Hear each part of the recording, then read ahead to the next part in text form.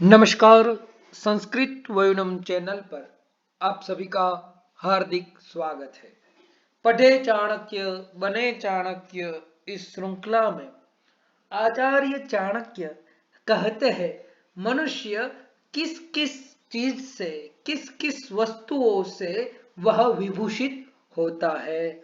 आमतौर मनुष्य जो है वह काफी सारे आभूषण जो है वो ग्रहण करता है। तो आभूषणों से तो वह विभूषित होता ही है। आभूषण जो है वो तो शोभा बढ़ाते ही है, लेकिन आभूषण सिर्फ और सिर्फ शरीर की शोभा बढ़ाते हैं।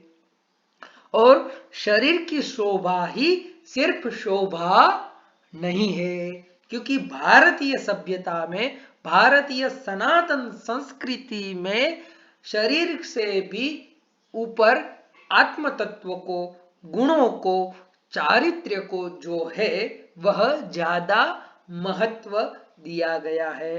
तो शरीर की शोभा तो है, लेकिन वह इतनी मूल्यप्रद नहीं है जितना मूल्यप्रद गुण और चारित्र्य है। तो उसी पर आचार्य कहते हैं गुणो भूषयते रूपम।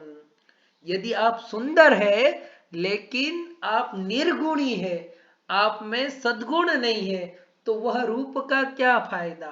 यदि आप अपने रूप से आप समाज को दूषित कर रहे हैं, आप समाज को एक सही राह दिखाने की स्थान पर आप समाज का अधःपतन कर रहे हैं, तो आपके उस रूप का क्या फायदा। तो रूप की शोभा, आपके ब्यूटी की शोभा तभी है जब उनमें गुण बस जाए। तो गुण नहीं है और आपके पास रूप है, तो सिर्फ रूप का महत्व नहीं है।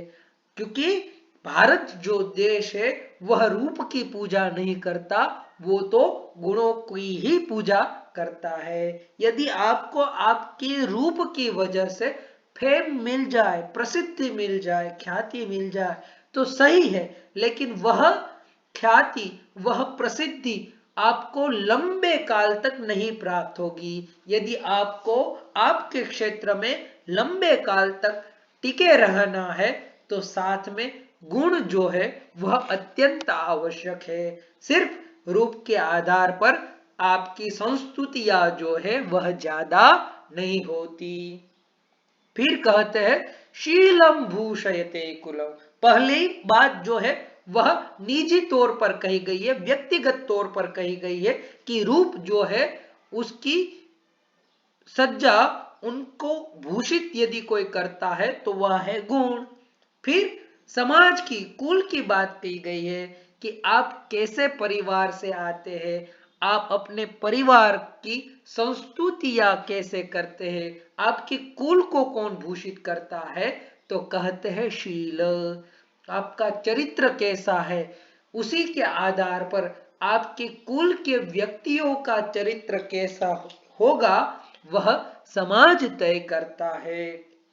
तो आप जहां कहीं भी जैसा कैसे भी व्यवहार कर रहे हैं, तो आप अपने कुल का ही परिचय देते हैं। तो आपका कुल, आपका वंश जो है वह समाज में ख्याति प्राप्त करे, और वह ख्याति जो है वह सद हो, उसके लिए आपका चरित्र जो है वह अत्यंत मजबूत होना चाहिए। इसीलिए कहा है चरित्र है पवित्र, तो किस बात का डर। तो भारतीय संस्कृति गुणों को महत्व देने वाली है, शील यानी कि चरित्र, कैरेक्टर को महत्व देने वाली है। और बाद में कहते हैं सिद्धि ही भूषयते विद्या।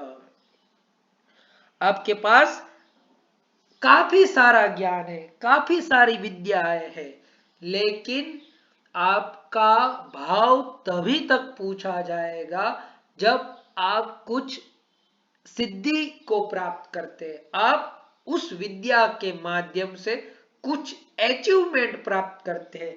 जब तक आप कितने भी विद्यावान हो, लेकिन आप उस क्षेत्र में सफलता को प्राप्त नहीं करते, तब तक आपका कोई भाव नहीं पूछेगा। क्योंकि समाज जो है वह सफलता को ही वर्ण करता है। तो आप जब सफल होगे तभी वह साफल्य जो है, वह सिद्धि जो है, वही विद्या को, आपके ज्ञान को संभूषित करती है। और अंत में कहते हैं भोगो भूषयते धनम, भोग जो है वही धन को भूषित करता है। आपने अपने जीवन में काफी सारा धन अर्जित किया, लेकिन उस धन से आपने अपने शरीर का कल्याण नहीं किया, समाज का कल्याण नहीं किया, तो फिर वह धन किस काम का। इसीलिए भर्तृहरि ने भी नीति शतक में धन की 3 ही अवस्था बताई है। दानम भोगो नाशस्तिश्रो गतयो भवन्ति वित्तस्य यो न ददाति न भुंक्ते तस्य तृतीया गतिर्भवति। अर्थात धन की 3 ही गति है, दान, भोग और नाश। इसलिए यो न ददाति, जो सत्कार्य में अपना दान नहीं देता और दान करके पुण्य नहीं कमाता, या फिर भोग नहीं करता, यो न भुंगते, जो अपने लिए अपना धन खर्च नहीं करता, तो ऐसे धन की गति जो है वह तीसरी, तो यानी कि नाश जो है वह तो होने वाला है।